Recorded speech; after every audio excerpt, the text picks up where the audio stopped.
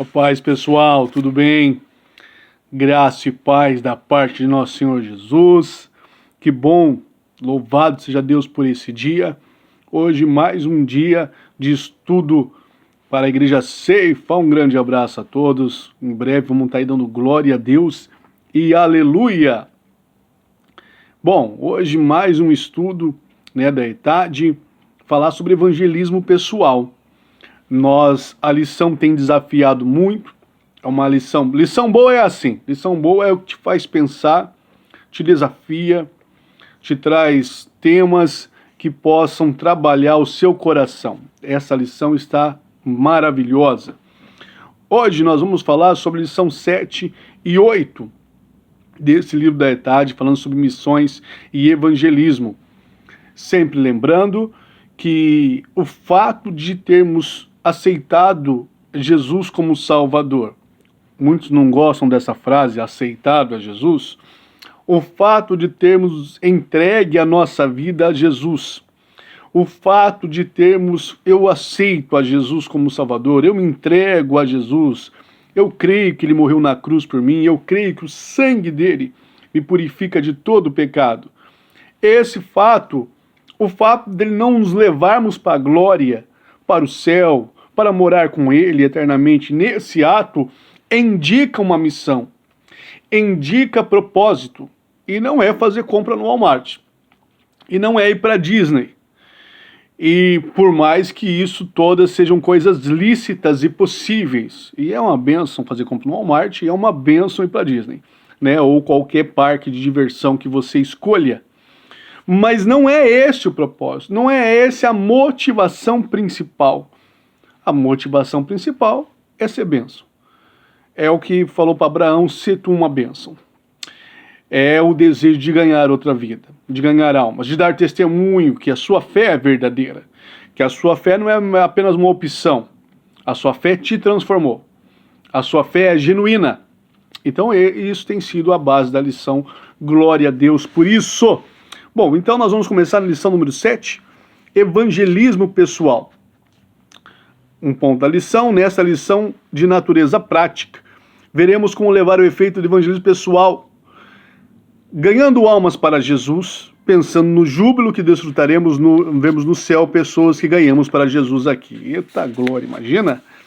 Texto 1, o que é evangelismo pessoal? O que é evangelismo pessoal? Em resumo, o evangelismo pessoal é a atividade ou trabalho espiritual de ganhar almas para Jesus pessoalmente. Embora Jesus falasse muito às multidões, ele também falava a pessoas individualmente daqueles que se aproximavam. O Evangelho de João é o que mais se destaca, o evangelismo pessoal de Jesus. No capítulo 1, Jesus levou André para sua casa e quando este saiu, havia aceitado como seu Messias. João, capítulo 1, versículo 35. No mesmo capítulo há outros casos semelhantes, com certeza, Ganhar almas é uma pescaria espiritual. Em Lucas 5,10, deve haver miraculosamente ajudado seus discípulos numa pesca no lago de Genezaré. Jesus declarou a eles, não temas, vós sereis pescadores de homens. Então, estamos falando que por mais que exista o ministério de pastor, de mestre, o chamado para ganhar almas, ele é para todos que fazem parte do corpo de Cristo. Aqui a lição começa a dar alguns exemplos do que é o evangelismo pessoal. Ganhar almas é uma colheita espiritual para Deus, ganhar almas é buscar o perdido para salvá-lo. E aqui, a célebre parábola da salvação em Lucas capítulo 15, uma ovelha, a figuração, uma ovelha perdida e o pastor que a busca, uma moeda perdida e uma dona que a procura, um filho pródigo e seu pai que o espera. É lindo, Lucas capítulo 15. Fala da importância de levar o evangelho a essas pessoas. Nós estamos em Destra, em uma linda cidade. Das igrejas que eu conheço, se não me engano, são 4 igrejas brasileiras, deve ter mais, mas as que eu conheço. E eu sempre falo que não existe concorrência. Glória a Deus, as pessoas que estão congregando. Há vários tipos de rede. Há uma rede da Assembleia de Deus, há uma rede da Igreja Batista, há uma rede da Igreja Ceifa, há uma rede da Igreja Ceifa, há uma rede. E cada um tem um tipo de rede e as pessoas vão se adaptar. O importante é que o Evangelho esteja sendo pregado. O importante é que possamos dar testemunho às pessoas. Não há perfeição, não existe perfeição, existe caráter, o desejo de não ser quem é, o desejo de não estar dominado pelo pecado, o desejo de que o caráter de Cristo cada vez mais seja em nós. Então, nós nos motivamos a estar numa igreja para adorar a Deus e para incentivar, evangelizar as pessoas a conhecerem a Cristo. Fora isso, é balela. Fora isso, não houve conversão. Igreja não é time de futebol, igreja é lugar de transformação. E esse é o nosso testemunho e esse faz parte do evangelismo pessoal. Vantagem do evangelismo pessoal, ganhar almas. Uma a uma apresenta evidente vantagem sobre o evangelismo, né? Evangelismo em massa. Você acompanha a pessoa, você consegue estar junto. Entrou um visitante, você consegue acompanhar, né? Se não for convertido, né? Então ele é fantástico. E é lógico, o texto vai trabalhar aqui aonde você pode fazer, né? Aqui ele começa dando exemplos num contexto no Brasil, que é a questão de numa viagem longa, né? Dentro de um ônibus, dentro de um avião. Hoje as pessoas, elas não conversam mais. Hoje elas pegam um smartphone, notebook, tablet, e elas estão olhando para baixo assim, né? Elas não conversam mais. É um desafio, a gente vive esse desafio. Essas conversas desenvolveriam um evangelismo, né? Evangelismo é o quê? Testemunhar a sua fé em Jesus Cristo. É testemunhar o que Deus tem feito por você. É testemunhar o que Deus tem realizado na sua vida. É testemunhar exatamente como Deus alcançou a sua vida e os benefícios e o que tem trazido tanto agora e principalmente futuramente, né? A lição continua em lares. Olha a importância do evangelismo em lares. Em locais públicos, em instituições, o trabalho nos lares é fundamental. Aqui tem a questão da capelania em hospitais, em presídios, mas eu queria focar nos lares, né? A gente sabe que há estudos para formar um capelão, para formar um trabalho. Eu já fiz muito trabalho em presídio e hospital. Você pode se preparar, você tem uma carteirinha onde você pode entrar, enfim, né? Eu tenho certeza que a maioria da Igreja Ceifa já fez algum curso de capelania. E há um senhor aqui em Destin que ele é um senhor americano, já de idade, mas ele anda sempre com um docinho e com uma folhinha impressa falando de Jesus. Evangelismo, né? Ele dá um bombonzinho, ele dá uma barrinha, né? E junto vem evangelismo pessoal. E aquele senhor, você fala, poxa vida, né? Se não tiver bem, você ganha o dia. Né? Porque ele vem sempre com um sorriso, ele vem sempre demonstrando ali que você é importante, que você não é mais uma pessoa andando na rua, né? Na verdade, o nosso grande desafio é esse. Nós não somos um ID, nós não somos se é americano ou não, se tem cidadania ou não, se tem green card ou não. Há uma alma. Né? Hoje em dia a política tem devastado, né, relacionamentos. Se é Trump, se é Biden, se é Bolsonaro, se é de esquerda, isso tem arrebentado, né? As pessoas te julgam pelos seus posicionamentos políticos.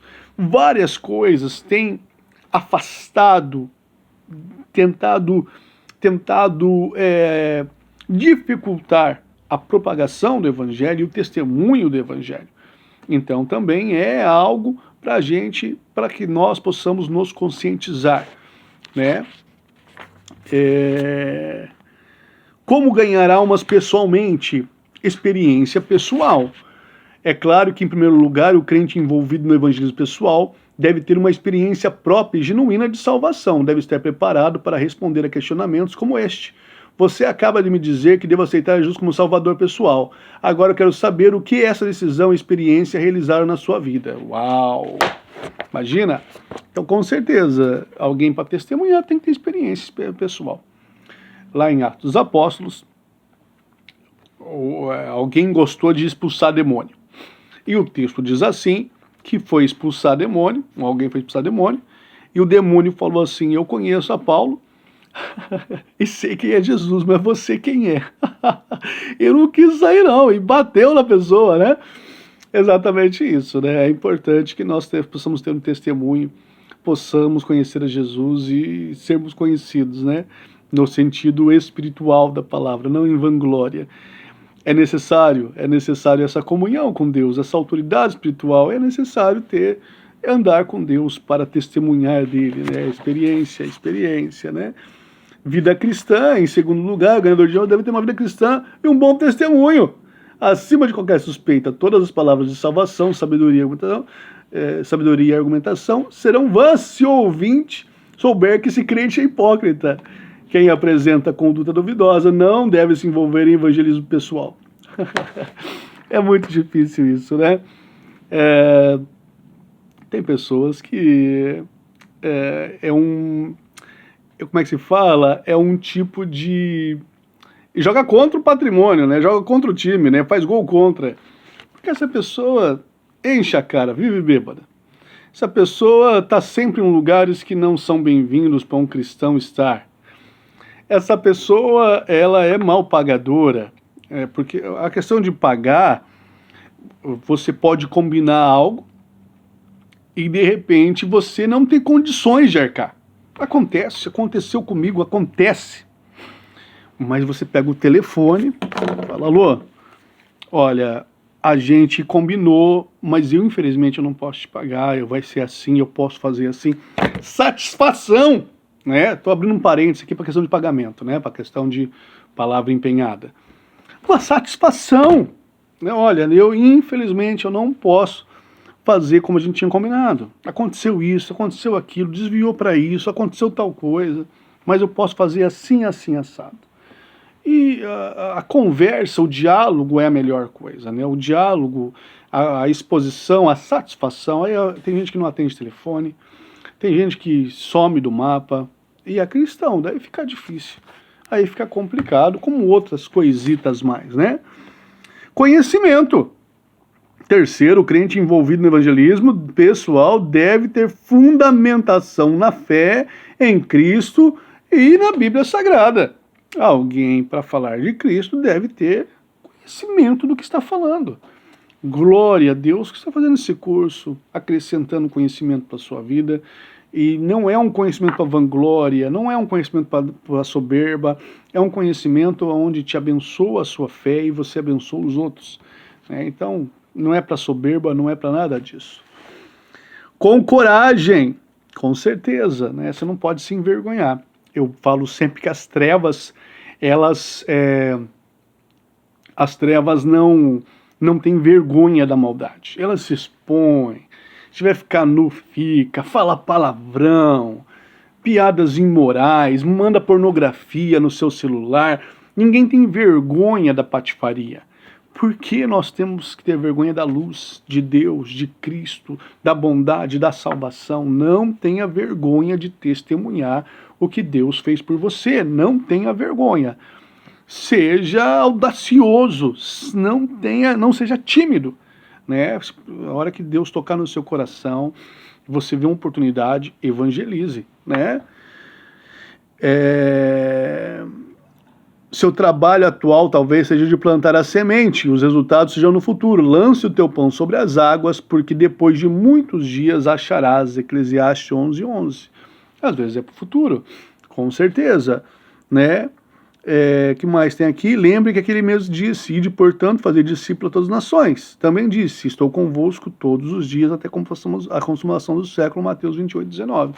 Ele está conosco. Ele está conosco, né? A lição continua que deve ter oração.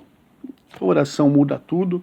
A oração toca nos corações. A oração quebra ações demoníacas. A oração, ela é a chave de um bom evangelismo, não tenha dúvida disso. Alguns aspectos que não devem, né, não podem de maneira alguma faltar. Que mais aqui? Alguns aspectos singulares de evangelismo pessoal. Muito interessante. Amizades duradouras. Você pode usar a sua amizade, o respeito que tem, né, para tá divulgando, né? Amizade de curta duração. Às vezes pessoas rápidas no trabalho que você vê ali, você divulga o evangelho, né? Quando o contato é único, às vezes você vai fazer um trabalho para a pessoa e você fala de Jesus para ela. A Bíblia diz assim para você não perder a oportunidade. A Bíblia diz assim para você... hoje, antigamente era muito nos folhetos, hoje mudou um pouco a abordagem, mas a Bíblia fala que o dia da salvação é hoje, né? Para você não perder a oportunidade de pegar aqui um papel. Eu estou com uma rinite abençoada, mas passará.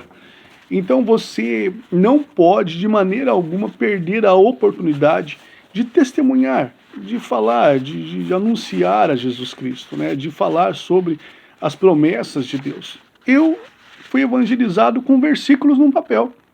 Uma pessoa me evangelizou com versículos. A Joyce, uma amiga, ela começou a falar de... Eu era coroinha na igreja católica, já falei esse testemunho, né? E ela começou a me evangelizar. Eu não aceitava de jeito nenhum, dá licença. Eu não aceitava de jeito nenhum. Até que um dia ela me deu um versículo. E era interessante, ela fez uma tática muito boa. O que ela fez? Ela pegou e ela dava só a referência do versículo. Ela não dava escrito o versículo. Aí eu chegava em casa, procurava na Bíblia. E daí ela me deu 1 Timóteo 2,5. Eu falei, poxa vida, e aquele dia ela falou assim, ó, agora chega, porque a gente às vezes brigava muito, né, questão de imagem, idolatria, aquela coisa toda. Agora chega. Eu cheguei em casa, eu não vou te falar mais nada, a gente vai continuar nossa amizade, mas esse é o último versículo que eu te dou. Cheguei em casa e abro 1 Timóteo 2,5, diz assim, há um só Deus e um só mediador entre Deus e os homens, Jesus Cristo. Aí, não foi bolinho, foi um torpedo no coração, abriu meu coração de tal maneira que meu Pai amado, né? Continuando aqui, na lição número 8, Cristo, o exemplo supremo da evangelização. Na lição número 7, fica nítido a questão de não perder a oportunidade. Pode ser no dia a dia, pode ser com alguém que você viu rapidamente, pode ser com alguém com amizade duradoura. Você usa a oração, o testemunho, você busca a coragem de desbravar, de anunciar a Jesus como Salvador, ok? Então, base bíblica, conhecimento bíblico, experiência com Deus em oração, né? Então isso tudo faz parte da nossa caminhada cristã. Eu estou buscando aqui ao início ganhar almas pessoalmente e alguns aspectos singulares, né?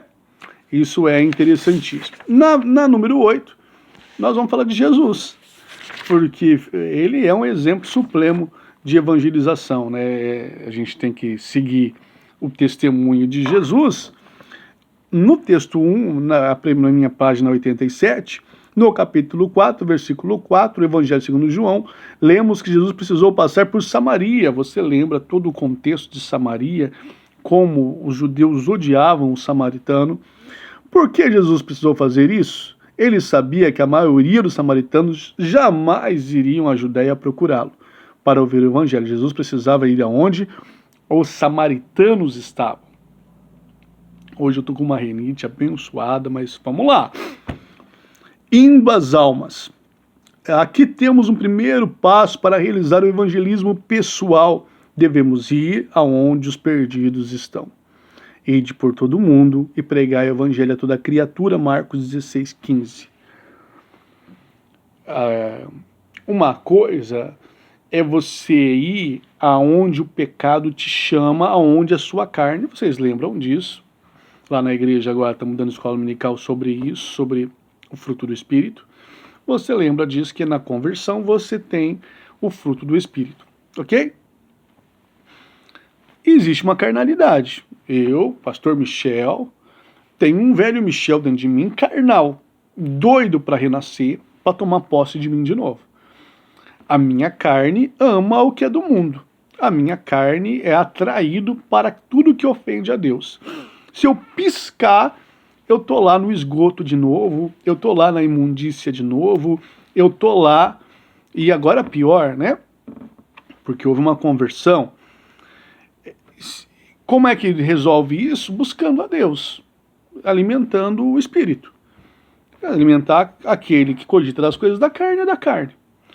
A outra coisa é você viver isolado, né? Tá aqui, o crente cujo círculo de amizade consiste só em crentes, limita a oportunidade.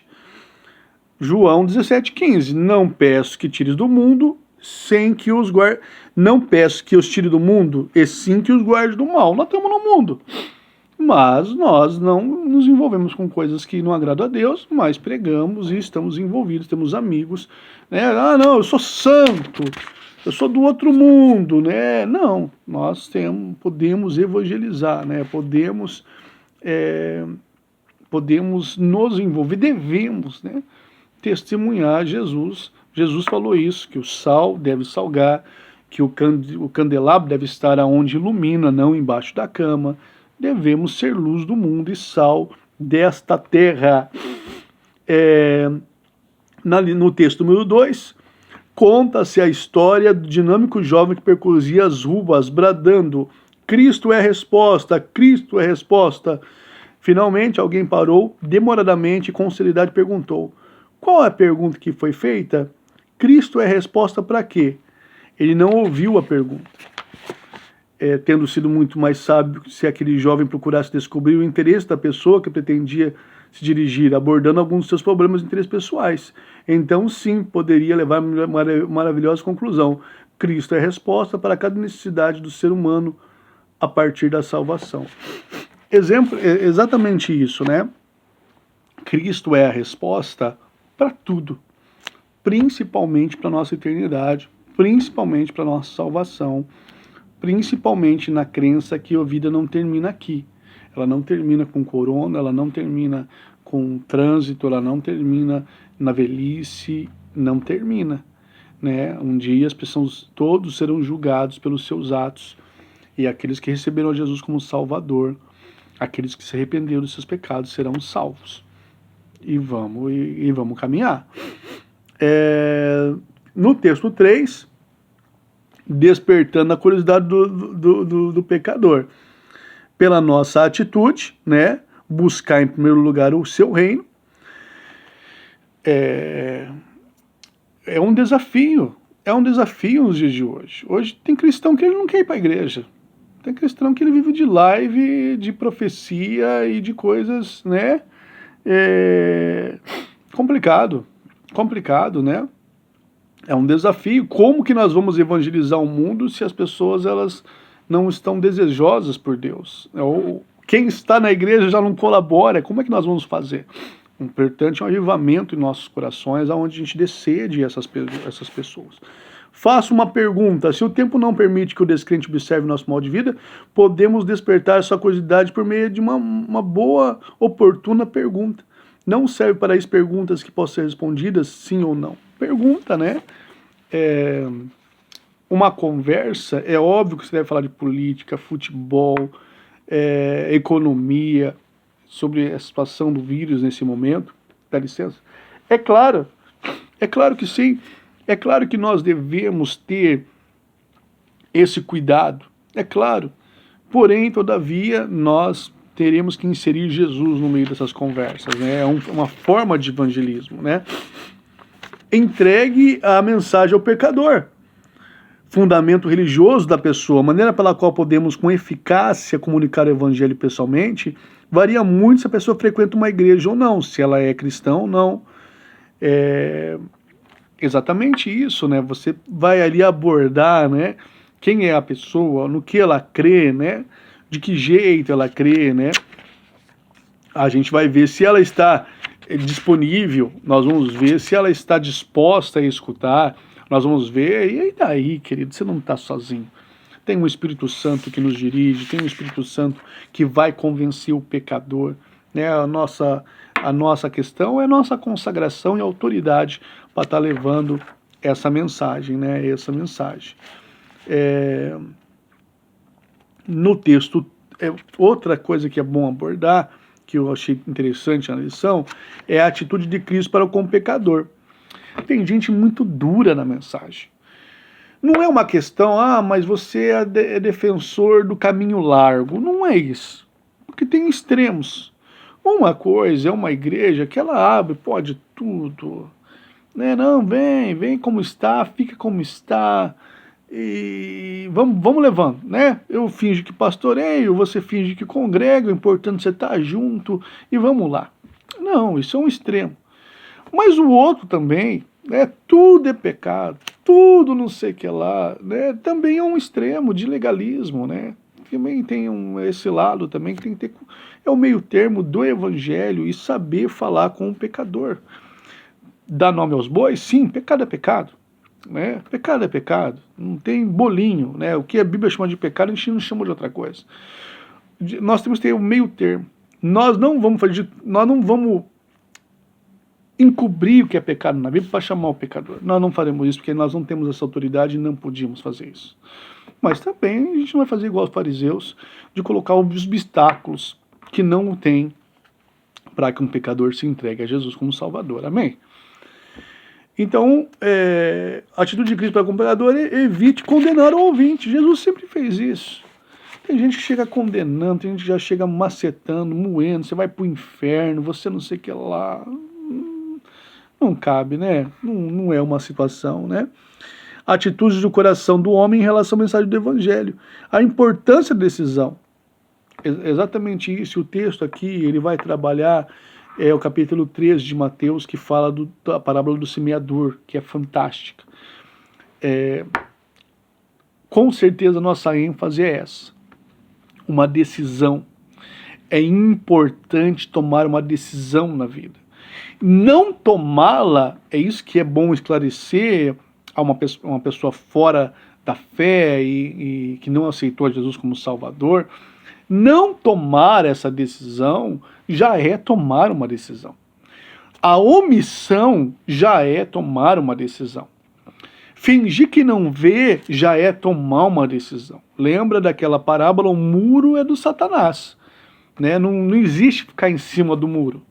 Não sou isso. Não, se você você não tenha dúvida disso, você já tomou uma decisão. Então é importante você testemunhar, falar, querido, hoje é o dia de decisão. Hoje você pode receber Jesus como Salvador da sua vida, né? Hoje, perdão, gente, hoje eu tô com o nariz daquele jeito. Hoje é o dia da sua salvação. Hoje é o dia da sua salvação, né? Aí Jesus trabalha o solo na beira do caminho, né? A semente caiu à beira do caminho, representa a mensagem entregue àqueles que não reconhecem a necessidade de tê-la. Tem muita gente assim, que não reconhece, que não crê. O solo rochoso representa o coração de que não está preparado para uma transformação. Estão dispostos só até o momento que for preciso deixar tudo a seguir a Jesus.